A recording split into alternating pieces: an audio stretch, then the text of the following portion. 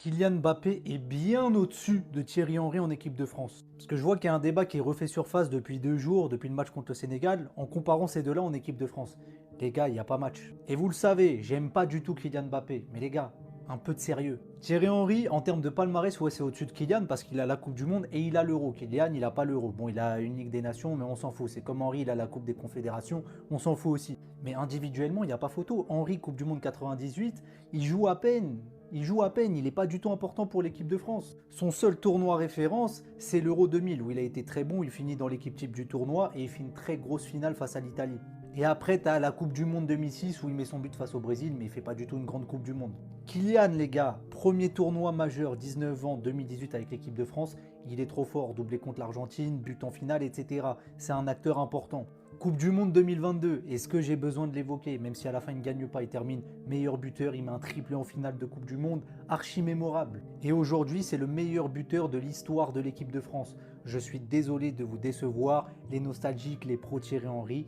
En équipe de France, il n'y a pas photo entre les deux, Kylian Mbappé est au-dessus. Vini n'est pas le problème, Mbappé n'est pas le problème, Bellingham n'est pas le problème, c'est qui le putain de problème de Madrid? Et pour remédier à ce problème, ça fait 10 ans que Pérez n'avait pas lancé une opération comme ça pour un joueur. Mais avant tout, VisiFoot est la seule application à enchaîner autant de résultats depuis le début de la Coupe du Monde. Une IA basée uniquement sur des données en temps réel qui avait vu la victoire du Maroc et des USA. Et n'oublie surtout pas que ce soir c'est Allemagne-Côte d'Ivoire et l'analyse elle est déjà disponible. Tu auras même l'opportunité de voir les chances de qualification pour chaque équipe de la compétition. Donc n'hésite vraiment pas à aller faire un tour sur VisiFoot, l'application elle est disponible partout. Vinicius a retrouvé sa capacité à humilier des pères de famille sur un terrain de football. Beaucoup à Valdebebas sont convaincus que l'équipe de José Mourinho tournera autour de Jude Bellingham. Mbappé de son côté a retrouvé sa capacité à mettre 5 buts en 4 minutes. Même Brahim Diaz n'est pas le problème, il peut très bien assumer le côté droit du Real Madrid. Et pour l'accompagner, des représentants du Real Madrid étaient présents à Boston cette nuit pour voir jouer Ayoub Boadi. Lille écoutera les offres à partir de 70 millions d'euros. Papi Pérez commence à sortir à l'échec. Comme vous l'avez vu, c'est un très bon joueur, mais à moins qu'il aille jusqu'en demi-finale, je ne pense pas qu'il y aura de mouvement cet été. Mais pour finir, est-ce que toi qui regardes la vidéo, tu peux me répondre en commentaire et me donner le problème du Real Madrid? Je vais aller cogiter sur la question. Sinon, toi, n'oublie pas de t'abonner et aller faire un tour sur VisiFoot. En attendant, c'était ton gars Silas pour un nouveau banger. Si Dayo Upamecano fait une grande Coupe du Monde avec les Bleus, il sera meilleur que Raphaël Varane en équipe de France. Même s'il n'y a pas de titre, il n'a rien gagné avec l'équipe de France en trophée majeur, il n'y a pas d'Euro, il n'y a pas de Coupe du Monde. Individuellement, ce que propose Upamecano en équipe de France depuis qu'il y est, c'est du grand n'importe quoi. Que ce soit la Coupe du Monde 2022 où il était excellent, il était très bon aux côtés de Raphaël Varane, c'était lui le meilleur central de l'équipe de France. Il avait fait un vrai tournoi. À l'Euro 2024, c'était ça la force de l'équipe de France, c'était la défense. Et Upamecano était tout aussi fort, voire encore plus fort qu'en 2022, avec Saliba en charnière centrale et Koundé à droite, c'était archi solide. Et là, sur le premier match de cette Coupe du Monde face au Sénégal, il a été incroyable, et en vrai, ça a été le meilleur français avec Olysée. La solidité défensive, c'est juste incroyable ce qu'il propose. Et personnellement, c'est pas pour tirer sur Raphaël Varane ou quoi, mais je n'ai jamais vu Varane atteindre un tel niveau en équipe de France, je vous dis la vérité. Donc pour moi, s'il continue sur cette lancée, le match qu'il a fait contre le Sénégal, il le fait durant tous les matchs de la Coupe du Monde et que l'équipe de France va loin dans la compétition, on va dire demi-finale au moins. Dayo Upamecano, sa legacy en équipe de France, peut-être qu'il n'y aura pas de titre majeur forcément, mais le niveau individuel proposé, il est dingue. Ça va bouger dans le 11 de départ pour l'équipe de France pour le match lundi soir face à l'Irak. Donc quelques changements par rapport au 11 de départ qui avait commencé la rencontre face au Sénégal. Donc 3 changements. Donc déjà, Digne, les gars, Lucas Digne devrait remplacer Théo Hernandez au poste de défenseur gauche. Et également Manu Koné, les gars, qui devrait titulariser à la place d'Aurélien Tchouameni. Et également donc Bradley Barcola qui devrait titulariser à la place de Désiré Doué.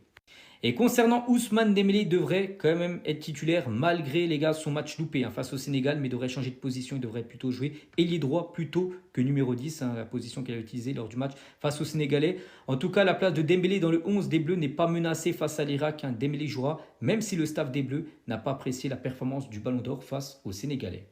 On va parler cette fois-ci du Marocain Ismaël Sebari qui devrait s'engager là dans les prochaines heures du côté du Bayern. Mais en tout cas, il a de nouveau été buteur avec le Maroc la nuit dernière.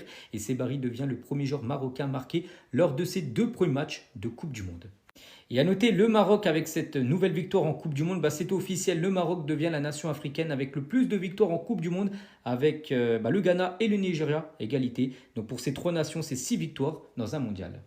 Je ne comprends Imaginez-vous pas. si Quand tu as c'était la un chance, homme qui avait dit parce qu'il ça. faut réaliser que c'est vraiment une chance de participer à une Coupe du Monde. C'est un bonheur inouï. Il y a des centaines de footballeurs qui tueraient pour être à ta place. Ça se représenterait peut-être pas plus jamais dans ta vie. C'est vraiment un moment particulier. C'est un rêve de gosse que tu réalises.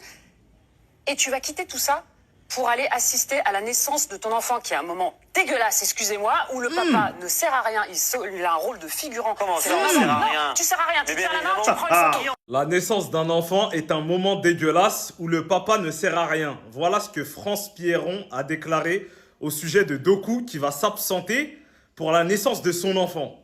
Maintenant, imaginez une seule seconde si c'était un journaliste homme qui avait dit ça ou si c'était Doku qui avait dit ça. Je vous promets que Doku, il aurait dû s'excuser. La fédération belge, elle serait montée au créneau en s'excusant aussi.